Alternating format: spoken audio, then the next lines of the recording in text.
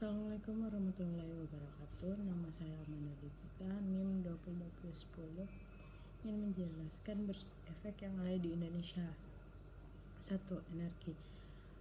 Sektor saham energi adalah sektor saham yang mencakup perusahaan produk atau jasa yang berkaitan dengan ekstraksi energi. Perusahaan energi yang masuk dalam sektor saham ini merupakan perusahaan yang mencakup energi tidak terbarukan atau fossil fuels. Jadi, pendapatan dipengaruhi langsung oleh harga komoditas energi dunia, misal pertambangan minyak bumi, batu bara, gas alam.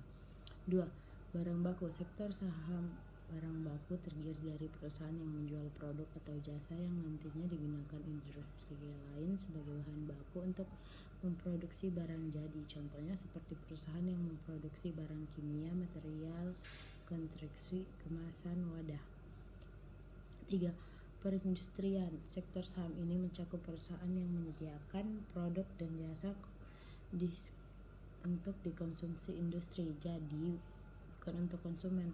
Produk atau jasa yang dihasilkan adalah produk atau jasa yang diolah kembali untuk menjadi bahan baku. Jenis perusahaan yang masuk dalam sektor saham ini antara lain dirgantara pertahanan, produk konstruksi atau produk listrik dan mesin. Sedangkan untuk jasa yang masuk dalam sektor saham ini antara lain pengelolaan lingkungan, percetakan, pemasok barang dan jasa profesional. 4. Barang konsumen primer. Sektor saham ini merupakan sektor saham yang berisi perusahaan yang menyediakan barang dan jasa yang dijual ke konsumen untuk kebutuhan utama. Kebutuhan tersebut tidak dipengaruhi oleh pertumbuhan ekonomi. Perusahaan yang masuk dalam sektor saham ini misalkan perusahaan makanan, minuman, supermarket, hingga barang rumah tangga. 5.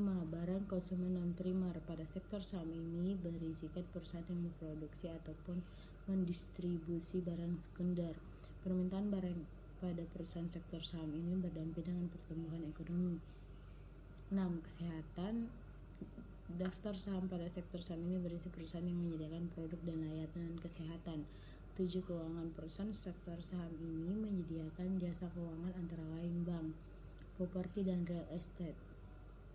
Sektor saham properti dan real estate ini mencakup perusahaan pengembangan properti. Ada beberapa jenis emiten yang ada di pasar saham. 1. Perusahaan publik. Perusahaan besar dengan saham yang diperdagangkan di bursa saham terbuka. 2. Perusahaan swasta. Perusahaan yang sahamnya dimiliki oleh sedikit pemegang saham dan tidak diperdagangkan di bursa saham terbuka. 3. Perusahaan startup. Perusahaan baru yang berada di tahap awal pengembangan. 4. Perusahaan multinasional. Perusahaan yang beroperasi di banyak negara dan memiliki cakupan bisnis global. Sekian, terima kasih. Assalamualaikum.